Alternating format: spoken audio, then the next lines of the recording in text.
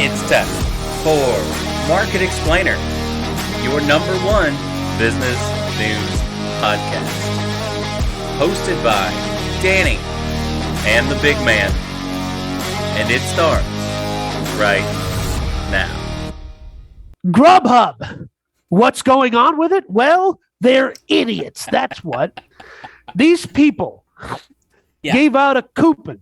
It only worked for one day. This was, we're recording on the 18th. This happened yesterday on the 17th, right? Yep. It was just 1 day coupon. One coupon for a 3-hour window. Free delivery. Yep. $15 order. Which essentially should be free lunch. A free meal. Right, is how they marketed it. Free lunch. In Trump's America, free lunch. In Biden's America, tack on a blood sample. No. And a pinky finger, and maybe you got something right. No. Nonetheless, Here's the headline. GrubHub was getting 6,000 orders a minute during its promo yesterday that left restaurant workers stressed and customers hangry. Which I love that word, by the way. Hangry, everybody knows. Of course you do. You're such a Gen Xer. You people love weird, portmanteau words. That's why we have Facebook, right? It's appealing to Facebook. That's all I'm saying. All right. It's appealing to your people. As you said, GrubHub put out this promo. They put it out in New York City, right? Right. Only there's nobody who lives there. 8.3 million people. 8.3 million people. Nobody lives there or gets food delivered, right? Nah. It's a great place to go. You know what? Let's just let everybody have something, right? Yeah. 8.3 million. No big deal. We got this, right? Is that how many orders they got, or is that how big New York City is? 8.3 is how big New York City is. I'm just saying there is honestly, no way. I mean, GrubHub would know how many people in that city have their app, but they were also using this as a promotion to get new users, right? Okay. Like that was the promotion. Let's get new users by getting people that don't use it. Right. And giving them credit, right? For free delivery and free food. Yeah. So what in turn happens is the restaurants, they didn't alert the restaurants like, hey, this is what we're doing. They just sprung it on them, right? They didn't tell anybody. Yeah. Smart. It was really smart. They're literally in this article and a couple of others that I read that it literally says it identifies certain restaurants and restaurants saying things like, let's see here. Restaurants saying things like, we were short-staffed today because we didn't expect it's usually one of our slowest days. So when they were short-staffed by 2 extra people.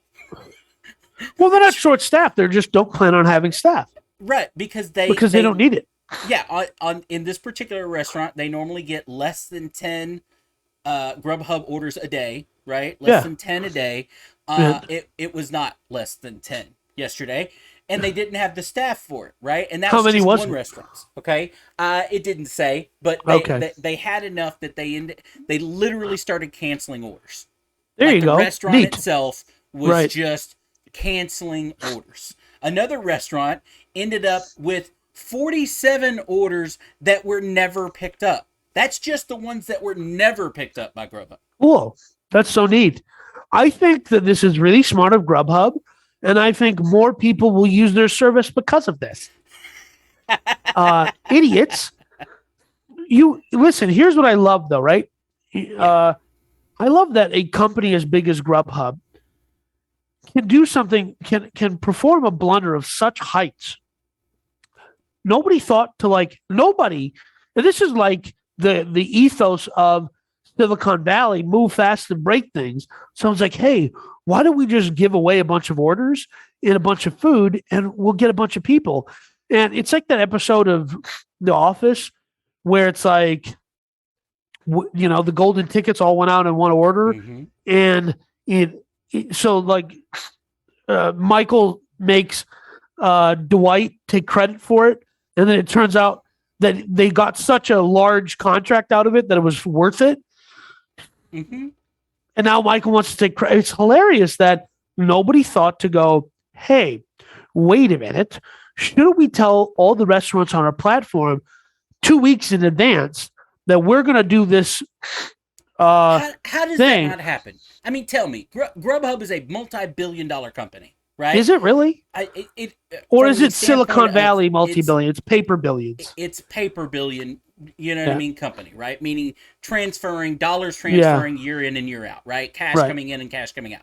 The point, though, is it's a big company, right? Right. It's a big company. How does no one at GrubHub, no one, because you don't just, look, there's things that have to happen for this kind of promo to happen, right? There's a marketing team that sees it. There's the tech side has to be prepared for it. Right. Because they're getting inundated. Exactly. The board has to approve, I'm sure, something like this because of the way restaurants a lot are of paid money on the back end. Right. So this went across the desks, as they say, of a lot of people, right? So how does it go through all of these people? It's got to be dozens, right? It's got to be dozens of people's desks. And no one, not an intern, not a CEO, not a CFO, not a technology guy, doesn't raise their hand and go, yo, do you think we need to tell restaurants? Do you think we need to tell the people that are signed up to deliver that day and make sure that we have enough? Do you think we need to tell, you know what I mean, businesses or whatever it may be? Don't you think someone should have said, hey? Right. So this reminds me of back when Oprah had a TV show on a regular network on CBS or whatever. She had done some partnership with KFC, where you could print off a coupon on her website and go to KFC and get a free meal. But for whatever reason, they screwed up and you could just print a bunch of new coupons. you just copy the coupon, basically. Whatever it was. And so I'm not saying this happened, but I'm saying hypothetically, was like printing them out a lot. And then they realized what happened. And then they said, okay, we're taking it back. Right. But I figured out a way around it. So I'm not saying, I'm saying hypothetically, I might have been selling these to my buddies for $2. Right. I'm just saying, like, change the code on the bottom in Photoshop. You're not saying that's what you did, but you're just saying that was a possibility. Hypothetically, that's something somebody could have done. Now, if I was GrubHub, here's what I would have done. So we're going to do this in 2 weeks. Find 3 partners, okay, that have a bunch of locations in New York City, and say, we're going to do this. We're going to pay for all your food. Offer us 2 meals or 1 meal that you will offer as part of the promotion. So they can mass produce this 1 meal over and over and over again. They can get all the staff and they can tell all the drivers, everybody's getting X number of dollars, because most of these GrubHub drivers live on tips. Right. So don't worry about that.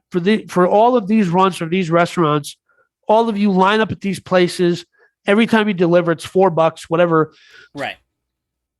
The idea that me as a podcaster working out of a public library, the fact that I came up with that 2 seconds ago, and I have a foolproof plan on how to make this work, and 15 people at a $1 billion company couldn't have figured that out, because they have the resources to get all of that aligned in a matter of 2 weeks, right? Well, but these people have probably been working on this for a month, right? Like, fair enough. Big companies take time, right? Like, nobody came up with this on Monday and said, hey, let's do this tomorrow because we think it'd be fun. It doesn't happen that way in big business, right? It has to go through processes and steps and approvals and blah, blah, blah, blah, blah, right? Right. So nobody raised their hand and said, hey, we should do this. So they didn't contact the restaurants. Some people were smart. They knew this was going to happen. The Brooklyn Cafe had 200 orders in the first 5 minutes. Good for them. 200 orders. Yeah, they can't fill them. They can't fill them. They can't fill them in that 3 hour period. They can fill them in 2 days probably, right? Well, especially if you didn't know. Look, my wife runs the PTA and the booster club for our boys' football programs and stuff like that. Right. She knows that when they order things for the football team, right, on game day, she has to order that 2 days in advance from Chick-fil-A or from Bush's Chicken or from wherever it is, because they're making 150 extra meals on top of whatever they normally do business that day, right? And she has to call that in at least 24 hours in advance. Now, she does it like 2 days in advance, right? To make sure. They know they need, right? So you're setting... GrubHub set everyone up for failure, including themselves. Correct. They set everybody up for failure. Exactly. So But what, like you said, here's what continues to fascinate me is like they got you said 6,000 orders a minute. Yeah, Grubhub was processing 6,000 orders a minute until during this window their Right. app collapsed for a certain Nice. period of time and Cool. then came back up and continued Right. to process orders. That's so Now, cool. now you're processing 6,000 orders per minute between that 11 and 2 p.m. And Right. then you turn around and you start getting what this particular deli didn't know about the promo in advance until one of the customers, his regular customers, came in and told him about it. So he didn't even know, why am I getting all these orders, until a regular customer told him. And then one particular unhappy customer, that meaning she wasn't getting her food, it wasn't Right. coming, it was over an hour. She picks up the phone, she calls Grubhub to figure out what was going on. And you know Right. how most of these big companies, they have an automated system. Hello, you Of called course. Grubhub. Yeah. We will Yeah. get to you as soon as we can. You are the third in line, yada yada, Yeah. right? Okay, you want to take a stab at what number in the queue this lady was? 2,400. 3,630th. Awesome.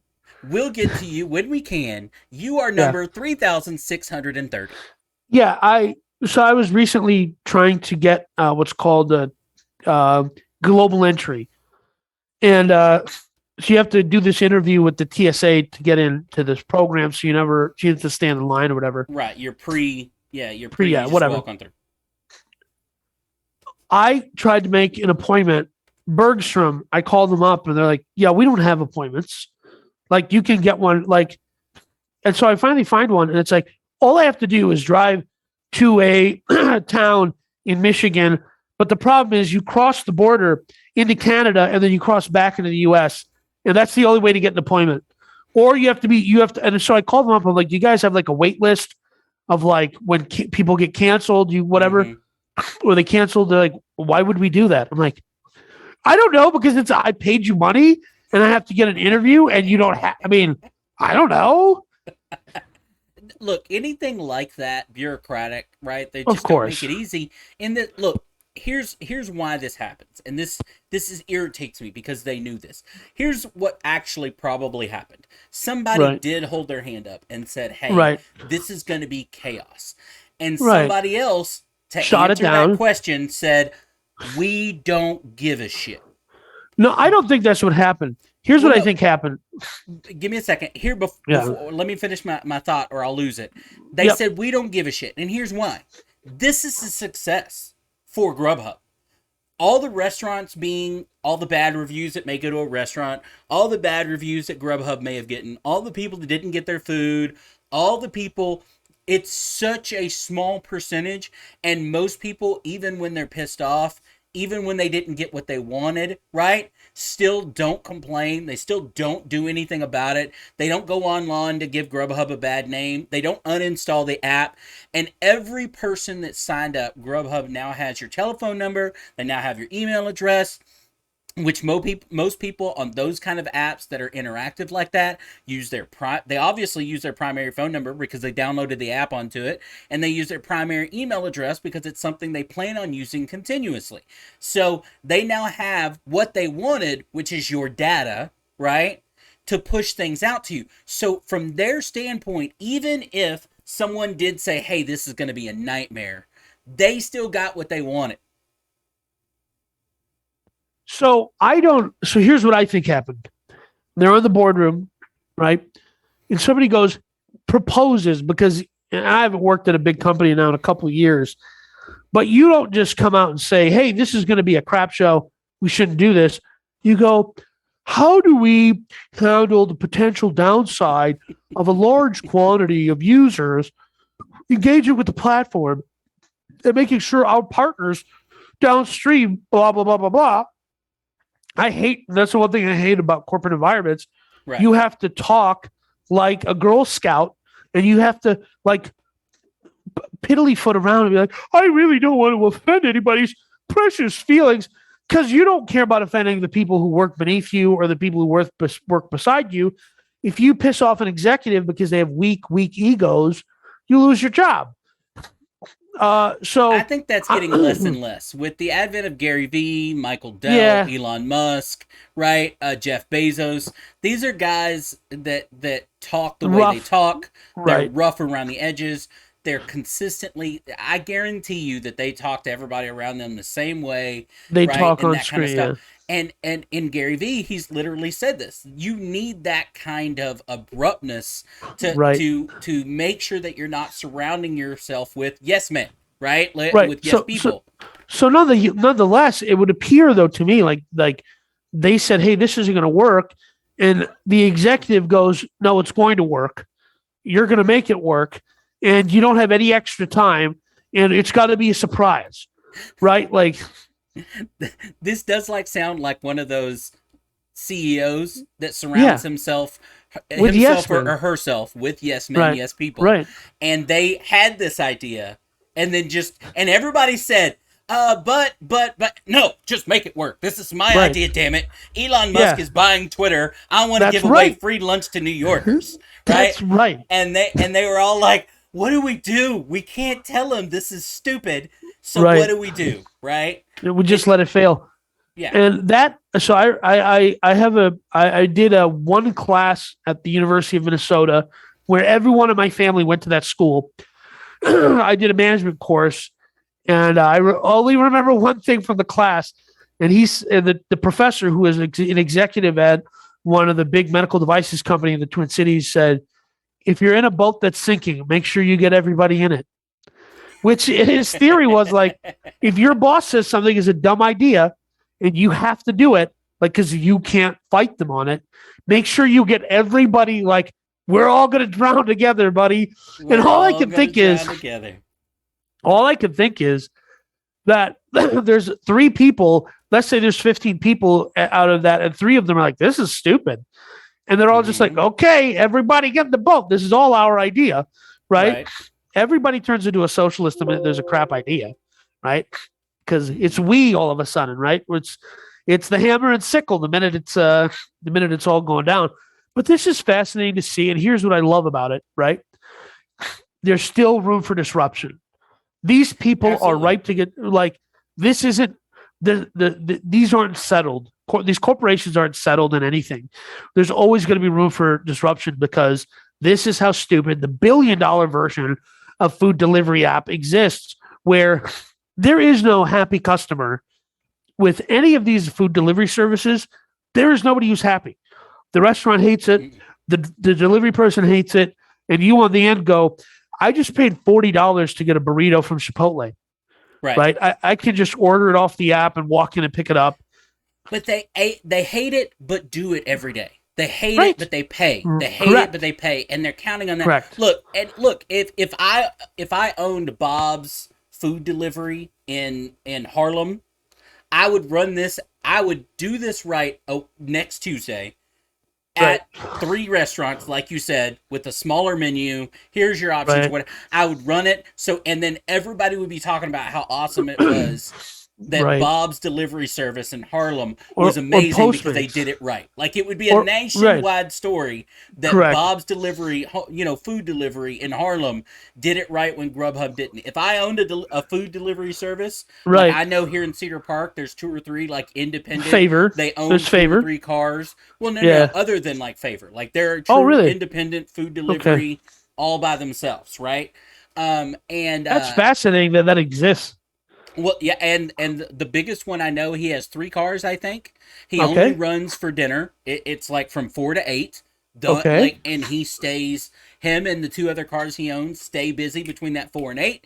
They make a Really? lot of money. They make, you know what I mean. It's one of those where he's carved out his niche. Anyway, I digress. Before we end this, I want to give a shout out. If anybody knows the Mexican restaurant in Harlem, because it doesn't give the name of the Mexican restaurant in Harlem. It just says Okay. Mexican restaurant in Harlem.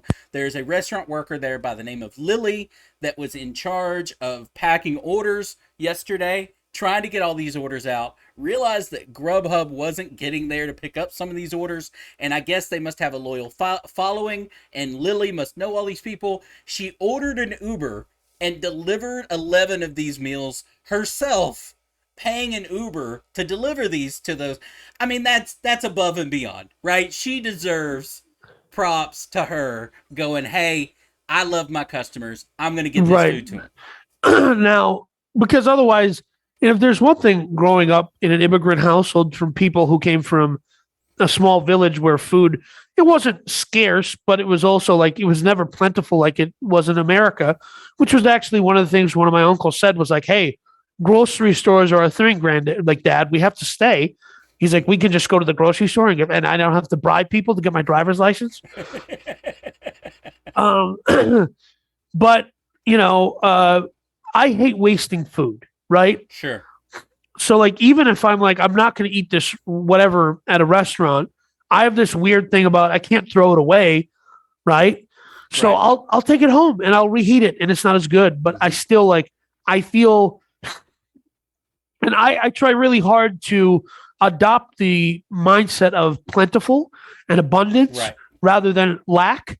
But there's one area of life that will never change for me, which is food. As you can see, I built a temple to not throwing anything in the garbage. Well, I have 3 boys at home, so they're human garbage disposals. So Yes. everything in any restaurant that doesn't get eaten comes home, and And eventually it's gone. it does. It gets shoved down somebody's face hole. Yeah. That's good. So in closing, I'm closing out the story. I just want to say one thing: New York remains a garbage trash hole. Do not come to Austin, Texas. We are full. We don't want your leftover garbage. Move to Seattle. Move to Portland. Don't come here. We don't want to see you. If I see you on South Congress with your New York license plates, it's going to get thrown down. And let me tell you something. You think you know how it goes down because you lived in Queens your whole life. You don't know how it goes down in Texas, all right? We don't. I ain't getting prosecuted here in Texas, all right? They ain't prosecuted. What'd you do? You dragged a New Yorker out of his car and you taught him some sense the old-fashioned way? You gave him some Southern justice, and now he moved to Kansas? Thanks. They're not going to prosecute me. They're throwing me a parade. That's okay. Right. Did you kick that carpetbagger's ass? Like that's that, right. Yeah, they're hoisting me up on their shoulders at the freaking football game at the high school, and they're saying this is our hero. Okay. Our Texan of the week is Danny from Market Explainer. He whooped that carpetbagger's ass down on South Congress. Himself a carpetbagger, so he's allowed to do it. Beating up carpetbaggers is like using that special N-word. If you're one of them, you can do it. No, right? It is not. Danny doesn't mean that. Danny does not represent the big man or Market Explainer. He is completely on his own on that. That's now, correct. Since you've already pissed everybody off, would you like to tell them about our Patreon before we wrap it up? Of course. You can go to patreon.com/Market Explainer. We are always trying new things and experimenting with different formats here at Market Explainer, but our full episodes always go up first and only on Patreon. Listen, we're trying to grow that thing. So right now, everything's free on there. You can just go watch it. Mm-hmm. But at some point in time, we're going to goose you and you're going to have to pay money. So go there while it's free. MarketExplainer.com is also our website. Check that out as well. We'll see you next time.